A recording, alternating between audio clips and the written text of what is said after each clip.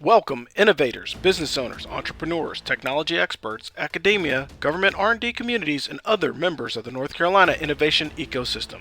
This is Defense Technology Talks, hosted by the North Carolina Defense Technology Transition Office, or NC DEFTECH. In this podcast, we will showcase various technologies with local and national experts who aim to solve complex national security problems. In the coming weeks, we will highlight North Carolinians with the potential to, or those that have positively contributed to enhancing the capabilities of our warfighters, law enforcement, and first responders. We will also feature government leaders in research and development who have helped shape the future in this domain. These podcasts are just one of the many free services provided by the North Carolina government to assist the North Carolina innovation ecosystem to thrive and provide solutions for our nation.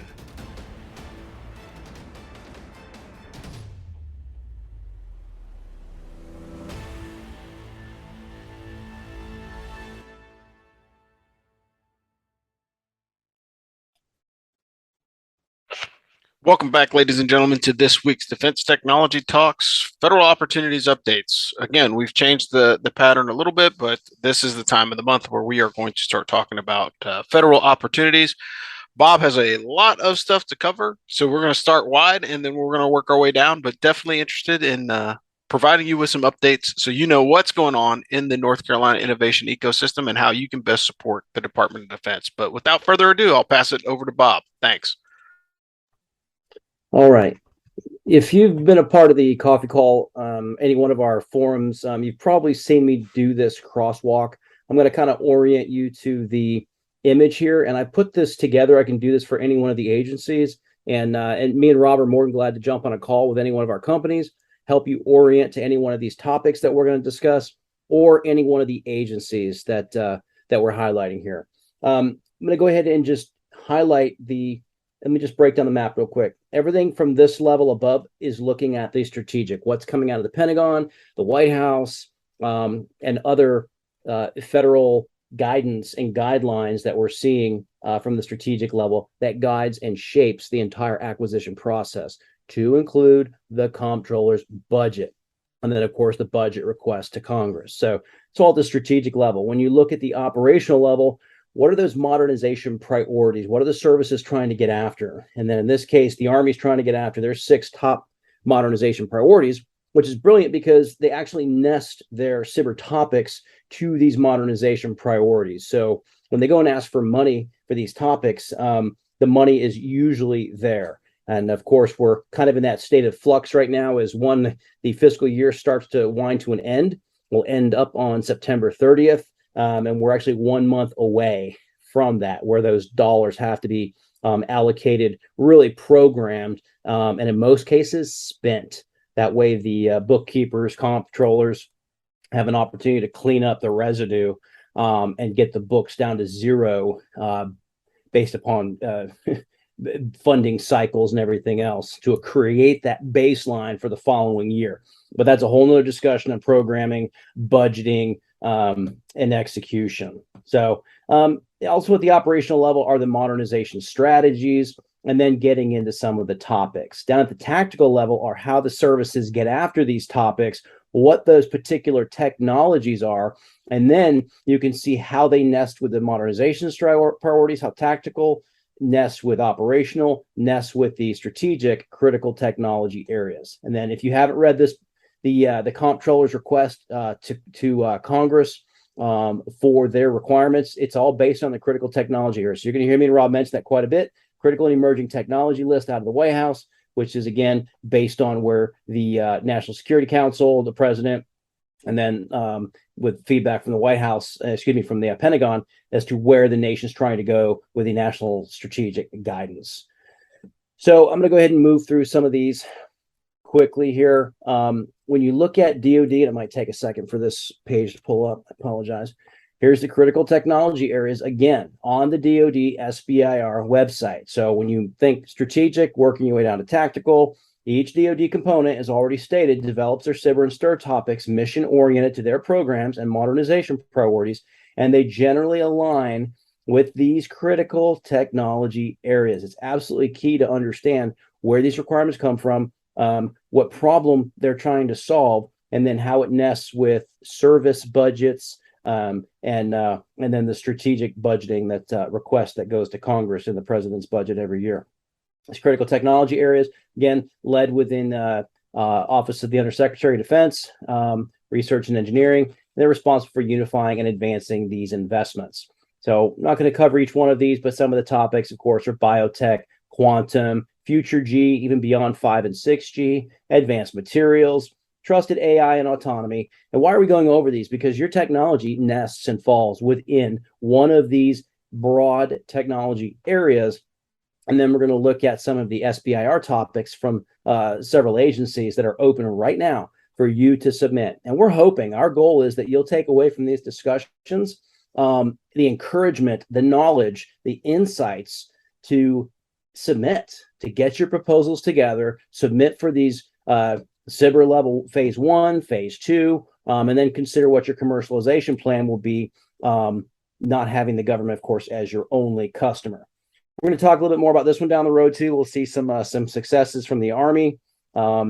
So trusted AI and autonomy. Notice how they kind of nest those technologies together. They used to be quite separate, but there's definitely some convergence, and we noted that at the beginning of the year, 2022, as a year of convergence. And Rob, you want to talk anything about that, and kind of what you're seeing with these different technology areas, and why it's important that our companies align properly from the tactical to strategic? Yeah, as the growth happens over time, one of the things that you're seeing is all this implementation. We talk about project convergence, and we don't talk about it enough because that is the actual end game. And all these pictures that are scrolling through on the screen are tied to project convergence. We want to have man and machine teaming. That's ultimately what it boils down to. Is we want to be able to enhance our warfighters' capabilities to make a force of 10 feel like a force of 1,000. And how do we do that? We do that through the leveraging of technology, because we know the most important aspect is, of course, the warfighter themselves. But if we can't get them to the battlefield with the new domains of war, not having a technologically enhanced force is going to limit our ability to operate. Like, yes, at the end of the day, a soldier with a weapon system is going to eventually be the ultimate decision maker of what happens on the battlefield. However, with all the technology that's available that all countries are starting to develop, or they already have, makes it incredibly difficult to maintain that tactical advantage. And there are many areas that I would say, and I think you would agree on this, that the United States has fallen behind because we've had other priorities and 20 years of war fighting an unsophisticated but deadly enemy. Now we're going back to the 90s. The Cold War is on again. It's just with different countries, and we're calling it different things. But there are, lots of hostilities that are going on a daily basis, and we show it with the cyber threat map, and we talk about all the, internet intrusions and everything else that are going on in the technology space. But in order for us to maintain the ability to have the cutting edge of the battlefield, we have to make sure that we have the cutting edge of technology to support the best soldiers in the world. Yeah, absolutely.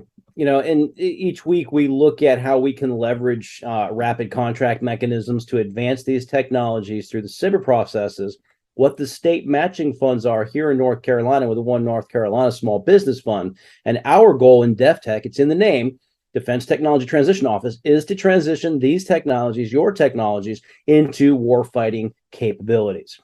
So we'll continue on, and you're going to start to see how all of this nests together. So right now, you can click on the BA instructions. It'll download and open the instructions. And matter of fact, you need to go through these instructions. It's absolutely key to understanding when the submission dates are, what the templates are, what the process is. But again, you have to have a DCIPS account. You have to have a SAM.gov account. And then you have to have your UEI, your unique identifier, built into the process. So there is some work that needs to be done if you want to engage in the SBIR game. So here's 75 topics are open on DoD SBIR 2022.4. This, again, is an annual BAA. Kind of the beauty in this process is agencies get to roll out almost continuously SBIR topics to get after some of their most wicked problems. Again, phase 1, getting after their basic and applied research. So again, proving this technology, integrated tactical vehicle recorder technology for live synthetic AR synchronization. We've walked through this before about the modernization priorities. Now you're starting to see how it all ties together, the different keywords. These are things you should put inside your Vulcan. Also, words you should put inside of your proposals that when they're being searched, the keywords come up. Similar to like when you look at a resume, you want to use words from the job announcement, for example. You want to use words from the actual SIBR topics and SIBR requests.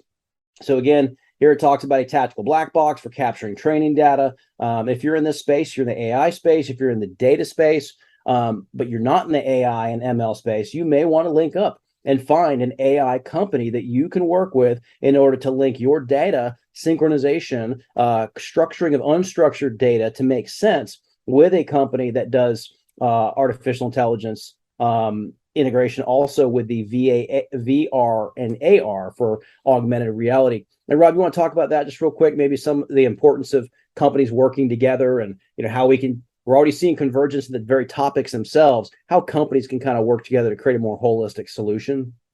Yeah, so one of the use cases that people are talking about is virtual and augmented reality, as you just alluded to. But sometimes people don't have the actual technology to do it. Maybe they have the software, maybe they have the hardware, but they don't have an interface between the hardware and the software. And so that's where the teaming agreement comes into place. So if I'm trying to build an AR overlay for maintenance or for predictive analytics or something to that effect, how do I do that? The tactical vehicle recorder, which is on the screen right now, both live and synthetic AR synchronization. You can go from something very, very rudimentary as an overlay to help somebody conduct preventive checks and maintenance. How awesome would it be, going back to all those days in the motor pool where you're doing a PMCS, where you could just pull down a visor or a set of glasses that are going to walk you through the PMCS process before, during, and after. And then you don't even need a manual because the manual is on the screen in front of you. So it allows you to increase your ability to do your job. Then add that to the scenario of actual doing training. So you have augmented reality training suites that allow you to change your targetry on the fly and engage with weapons in a realistic manner, but you're not using ammo, but you're getting the reps in. So you can turn any location into a training event, and you can basically build out your next mission set, your pre-mission checks, your pre-rehearsal things prior to execution, and you can all do it in the same structure in one section. The only difference is you're changing the AR overlay to change the way that the organization would maneuver.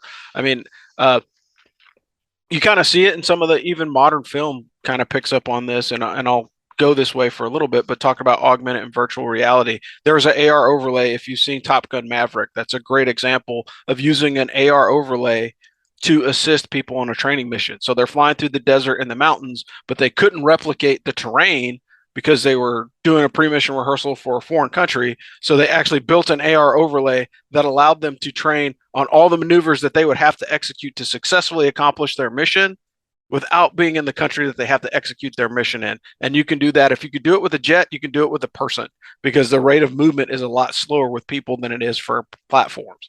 And so it's just one of those things that being able to team all these people together to get the correct feedback and the correct aspects of the integration piece is the most important part, because not everybody has all the pieces together. The difference between us and our adversaries is a lot of the technology that's built that our adversaries are fighting with are legitimately government sponsored, whereas the government sponsors programs, i.e. the SBIR and the STTR grants, to enhance the technology, but it's not a whole of government approach to building the technology in support of the Department of Defense, unlike some of our adversaries. But I'll pause there and pass it back to Bob. Great. Thanks, Rob. Yeah, I just want to show a couple things as well. So this topic is a direct-to-phase 2 for data capture and recording of telemetry and system data, just like Rob talked about, for these tactical platforms. Again, is to buy down risk for commanders in training, but and then for obviously for execution in real time. How do you preserve those limited assets, especially in a constrained budget environment? This opened up on the 23rd, closes on the 27th of September. So you've got about a month on that, and the topic is open. Again, you're going to want to download the instructions. But one thing I want to show you on the instructions here, I'm actually going to pull this up and just kind of dump this on the screen here. I really appreciate how they do this. Remember, we talked about nesting. Here they talk about this broad agency announcement, reporting, disclosing information. Let's see. DoD is to identify national security risks posed by foreign participation through investment, ownership, and influence in the defense industrial base. There's a lot of scrutiny looking at foreign companies or those foreign entities that work within U.S. companies, since a lot of the electronics, if not most all electronics inside defense applications, are banned from China. But the problem is we don't produce enough of the microelectronics, semiconductors at home. So now we have a supply chain conundrum. How do we produce and roll out the types of technologies, advanced technologies that we need, especially when there's a lot of foreign participation and investment? But that's another discussion, and we'll probably voice that concern at the coffee call on Friday if you have some ideas and be a part of the discussion. In this case, looking at the Undersecretary of Defense for Modernization Priorities. We talked about that. This is right in and how they nest these cyber topics with these national investment areas: 5G, artificial intelligence, autonomy. They broke it out here: biotech, cyber, hypersonics, nuclear, quantum. And then I want to talk just a little bit about the general warfighting requirements and what this is when you see that. I'm actually going to drag this over as well. So now you're starting to see the nesting on how everything fits together. When you look at the general warfighting requirements, are these defense innovation marketplace? And again, we can drop some of these links in the chat or in the program description, and we can talk more about it at the coffee call. But how do all of these things work together, these different areas? But these are the communities of interest. If you notice in the DEFTECH announcements we send out, we actually anchor to these different communities: advanced electronics, air platforms, autonomy, C4, cyber, electronic warfare. Some of these communities are still under growth and under construction, sensors, space, but it still serves as a great methodology to link and sync a lot of these programs. So now I'm going to jump over to the Army website quick here. Now you see the same topic, integrated tactical vehicle sensor, on the Army's SBIR website. Remember, we showed that from the image. We talked about the Army's modernization priorities and then how they list their technology interest areas. Well, here it is again on the Army SBIR page. A little bit more detail, talks about what the amount is, and you can find most of this information through DSIP as well. There's also a lot of references that you should understand when submitting, and then review and then pull in some keywords into your submission. So again, we're not going to go through each one of these, but you see how the process works. I mean, really, in a very short time, we walked from strategic down to operational down to tactical. This is a tactical requirement, tactical SBIR, SBIR topic, and how that process works. Get with your DEFTECH team for more details. Vertex, let's talk a little about human performance. You might have seen the RFI that went out this week: request for information, request for applications, looking for your technologies to submit a 4-block quad chart and a 1-page white paper, which is really an extension and an expansion of the 4 minimal blocks inside that quad chart. And again, the intent is to participate, and the registration will be forthcoming for the human performance event for the Army, for this Army workshop on human performance. So, Rob, you want to talk a little bit about this process and why the quad chart? I mean, we even heard it at the DARPA discussion about, hey, the importance of submitting a quad chart. Everything starts with a quad chart. You'll hear DEFTECH, kind of pound the table. Let me ask you, have you submitted your quad chart? But Rob, I'll let you take it from here. Yeah, again, the quad chart is important. I mean, if you've tuned into any of these podcasts before or any of these videos, you've heard this over and over again. Podcast, white paper, and quad chart. Why is a quad chart important? It's the executive level of communication, because if I can create a quad chart that's easily readable and understandable, that senior leader for that government agency that you are trying to court to win those opportunities with, they're going to be able to take that quad chart with them. But if your quad chart is an eye chart and it's like in 5 font and you put everything under the sun underneath that document, it's going to be very, very difficult for that to be usable for somebody to hand that off to someone else. It's got to be easily explained. It's got to be easily shown. And that's the quad chart format. Thus, the bottom line up front is you need to be able to speak succinctly about your product, to gain interest. Once the interest is gained, then you can dive much, much deeper into the topic area and cover more of what you're trying to talk about. So, for example, for human performance, if human performance crosses a whole lot of different avenues, so it could be from the material science aspect of it, of what the fighter is wearing, energy production for those wearables that are charging things, that could do batteries, weight management, sweat management, just fatigue in general. Hey, how do I make a person more lethal, more enduring, and stronger on the battlefield? Right. And that's what all the human performance things are asking. Like, there's more stuff coming, but Vertex has asked, or the Army Applications Lab has asked us to assist them in finding companies. We have a ton of biomedical and biotechnology companies here in North Carolina. So if you are a biotech company in North Carolina and you are not looking at this RFI, you're going to miss out. And it's a very, very short window. And that's one of the things that's very, very difficult about dealing with the government sometimes, is there's these sprints. DIU does sprints as well. So it's like, hey, if you're not on the DIU website, an opportunity can open up. It could be available for 12 to 14 days, and then it closes. And if you aren't paying attention to all these different avenues, you could have somebody on a full-time job just looking at opportunities. And we understand that. So that's why we are trying to make them as easy as possible. So you distill down the key points of your product or service into a quad chart. And that is what the white paper is for, is to give those amplifying details that you wouldn't normally have on the quad chart. So keep the quad chart succinct, answer the questions that are in the quad chart guide, and then write your white paper in accordance with the guidance that you get from the government agency that's looking for it. If you can do those two things, it will set you up for success. The other part of it is once again, and we'll pound this drum one more time and I'll pass it back to Bob, but if you build a solid quad chart for the TIDE program, you can use that for ESOP, you can use that for Vulcan, you can use it for Vertex. I mean, it's funny how we can consistently say, if you build this quad chart, you can use it for all these other applications, because you have a base document to deviate from. And so again, it's simple, but not easy, particularly if you have a very technical topic or service. It makes it very, very hard to distill it down to a 4-block quad chart. And that's where DEFTECH comes in. We can help you streamline your quad chart to make it more suitable for the agency that you're trying to reach, and make sure that it reaches the intent that's in the RFI. But I'll pass it back to Bob, and we'll continue.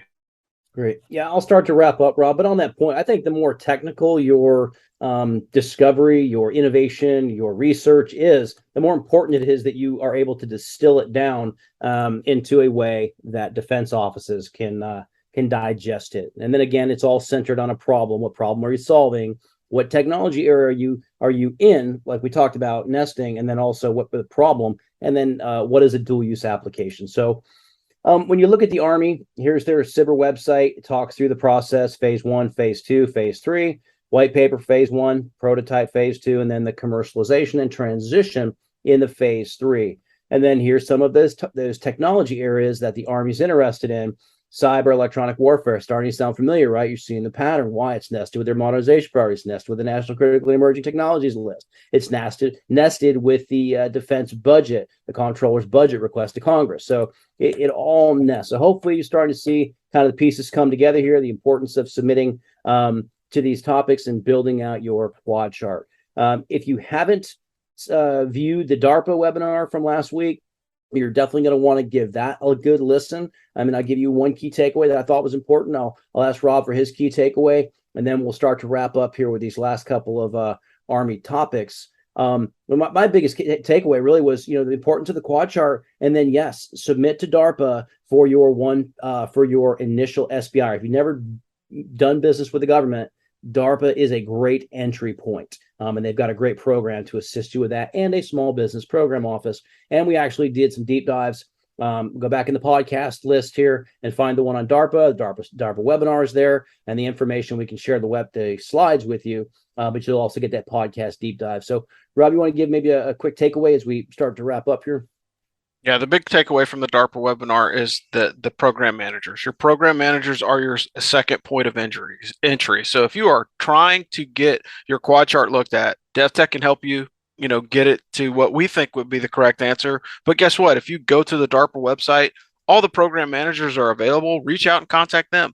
Hey, look, they probably don't have time to review your entire quad chart, but they can answer specific questions to help you hone your final product. So make sure that you just keep in mind, yes, there's a lot of research that you have to do, and it sucks sometimes. However, the ability to be able to tap into the website, which are, they're pretty robust. And so they give you a ton of information. And if you need some help kind of parsing through it to figure out what's most important for you, give your DEFTECH team a call. All right.